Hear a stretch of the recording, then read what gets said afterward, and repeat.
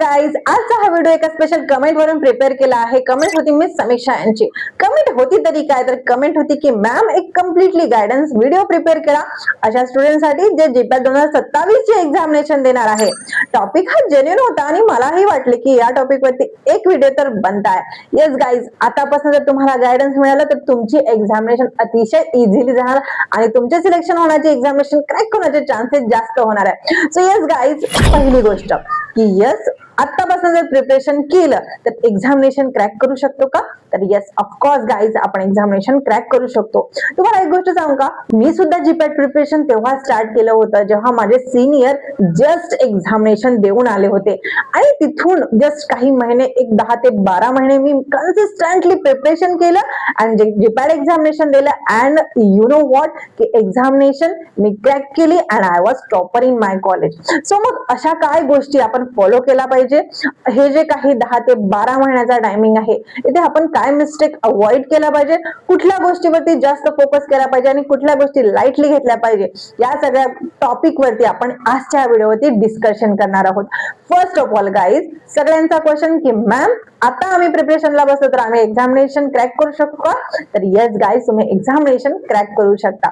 फक्त क्रॅकच नव्हे तर तुम्ही टॉप सुद्धा करू शकता. त्यासाठी काय करायला पाहिजे, तर आताच्या स्टुडंटचा सगळ्यात मोठा प्रॉब्लेम, मुलं काय करतात की रॅन्डम स्टडी करतात. आता रॅन्डम स्टडी म्हणजे काय, तर मुलं मल्टिपल जे काही ऑनलाईन सोर्सेस आहेत ते ऑनलाईन सोर्सेस यूज करतात. एक सोर्स, दोन सोर्स, तीन सोर्स नव्हे तर 5 ते 10 मल्टिपल लेक्चरर्स चेंज करतात. कारण आता सोर्सेस अवेलेबल भरपूर आहे आणि त्यातल्या त्यात मुलं आणखीन शोधतात की कुठे आपल्याला स्टडी मटेरियल मिळतो का, कुठे आपल्याला नोट्स मिळतंय का, कुठला टॉपिक आपण कुठून रीड केला पाहिजे. आणि ह्या सगळ्या कन्फ्युजनमुळे मुलं इथेच चूक करतात आणि ह्या चुकीमुळे त्यांना त्यांचा इफेक्ट एक्झामिनेशनच्या दिवशी मिळतो. आणि का आपण मल्टिपल सोर्सेस यूज नाही करायला पाहिजे, त्याचं एक मेन इम्पॉर्टंट रिझन देते गाईज. कारण एक्झामिनेशन जरी ऑनलाईन असली तरी ट्रॅडिशनल वेने होणार आहे. सो ट्राय करा की तुम्ही जे काही कंटेंट प्रिपेअर करताय, जे काही तुम्ही स्टडी करता, त्यासाठी जे काही रेफरन्स बुक्स आहे, आपल्या कॉलेजमध्ये लायब्ररी असते, बट ती फक्त न्यूजपेपर रीडिंग साठी नव्हे तर ती बुक्स रीडिंग साठी असते. बरेच मुलं फक्त न्यूजपेपर तिथे रीडिंग करतात, बट आपण तिथले बुक्स रीड करायला पाहिजे. आय नो आता ऑनलाईन सगळं काही अवेलेबल झालंय, लेक्चर अवेलेबल झालंय, गुगल आपल्याला सगळं काय देतो आणि एआय तर आता नवीन प्रत्येक गोष्टीचं सोल्युशन देतात. बट येस गाईज, ट्रॅडिशनल वे आताही जिवंत आहे, त्यामुळे जास्त आपल्याला फायदा होऊ शकतो नवीन टेक्नॉलॉजी पेक्षा. ठीक आहे, सो ते बुक्स, जे रेफरन्स बुक आहे त्याला जास्त प्रिफर करा, तोच एक मेन सोर्स करा. कुठेतरी काहीतरी कन्फ्युजन होत आहे, काही नाही समजत आहे, तरच तुम्ही गुगल सर्च किंवा एआय किंवा युट्यूब वरती जा. ठीक आहे, हे मी सजेस्ट करणार, my personal advice to all of you. ठीक आहे, आता दुसरी गोष्ट, मल्टिपल सोर्सेस यूज करायचे नाही आहे. मग काय करायचं आहे, तर आतापासून तुम्हाला त्या सब्जेक्ट वरती फोकस करायचं आहे जे सब्जेक्ट एक्झामिनेशन मध्ये जास्त वेटेज आहे, like pharmacology, pharmaceutic, medicinal chemistry, organic chemistry आणि ज्युरिस्प्रुडन्स. हे 4 असे सब्जेक्ट आहे, याच्यामध्ये 80 to 70% सिलेबस कव्हर होतो. आतापासून ते जे सब्जेक्ट आहे त्याला प्रिपेअर करायला स्टार्ट करा. एक रुटीन लिहा किंवा तुम्ही तुमच्या प्रकारे जसं मॅनेज करू शकता. 2 ते 3 तास डेली करा.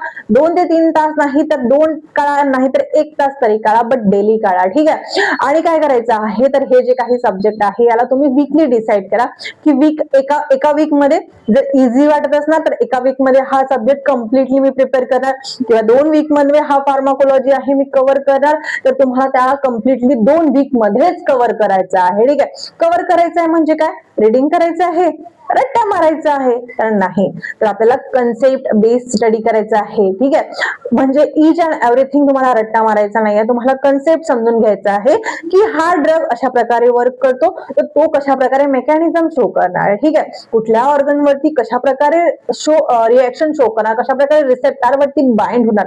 सो अशा प्रकारे कन्सेप्ट बेस्ड स्टडी करायचा आहे. कारण आतापर्यंत मुलांना काय सवय असते की सेमिस्टर मध्ये डायरेक्टली थिअरी लिहायची. ठीक आहे, बी फार्मसी मध्ये आपण ही पहिलीच कॉम्पिटेटिव्ह एक्झामिनेशन देत आहे एमसीक्यू टाइप, जे कम्प्लिटली एमसीक्यू वरती आहे आणि मुलांना सवय झाली आहे की ते कम्प्लिटली थिअरी वरती डिपेंड आहे. बट इथे थिअरी वरती फोकस करायचा नाही आहे, फोकस करायचा आहे कन्सेप्ट वरती. आणि एक हॅबिट करा की तुम्ही जे काही रीड करणार आहे ते कम्प्लिटली तुम्ही तुमच्या नोट्स प्रिपेअर करणार आहे. यस, कारण तुम्ही रेफरन्स बुक यूज करणार आहे किंवा गुगल यूज करणार आहे किंवा युट्यूबचे लेक्चर यूज करणार आहे, तर काय होतं की मल्टिपल सोर्स तुम्ही इथे यूज करत आहे.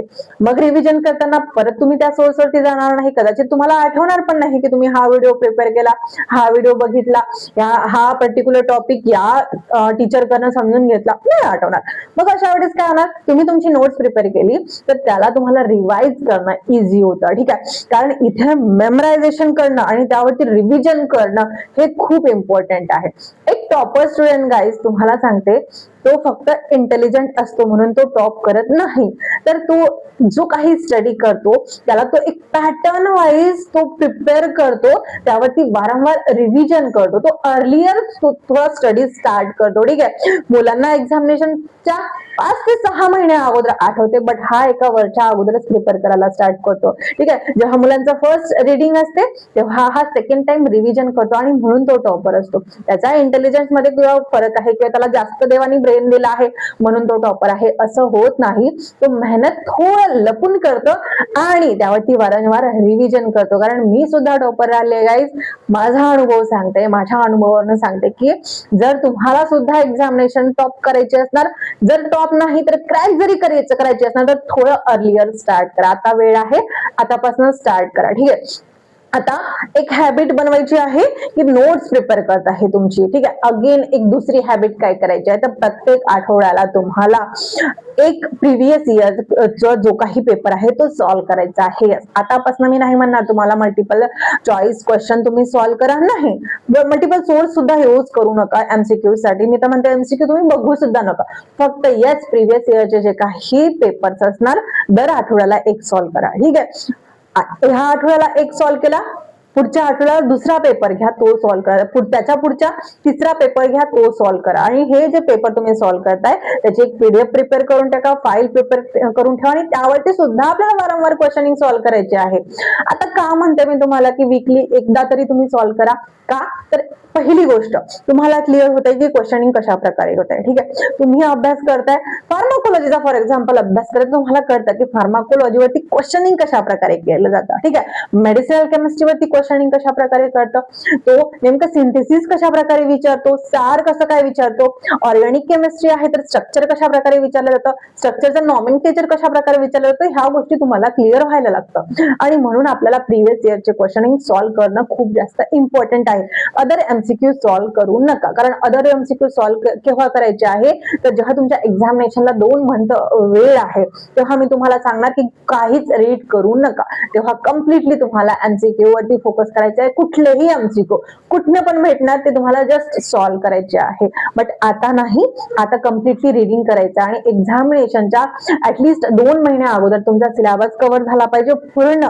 फक्त रीडिंग नाही तर कन्सेप्ट बेस नोट्स कम्प्लिटली तुमच्या प्रिपेअर झाला पाहिजे. का तर तिथे तुम्हाला रिव्हिजन करायचं आहे. ठीक आहे, 2 महिन्या अगोदर कम्प्लिटली तुमचं रीड करून झालं पाहिजे, नोट्स प्रिपेअर करून झाला पाहिजे अँड देन त्यावरती रिव्हिजन करत राहायची आहे आठवड्याला, प्लस कंटिन्यू एमसीक्यू सॉल्व्ह करत राहायचे.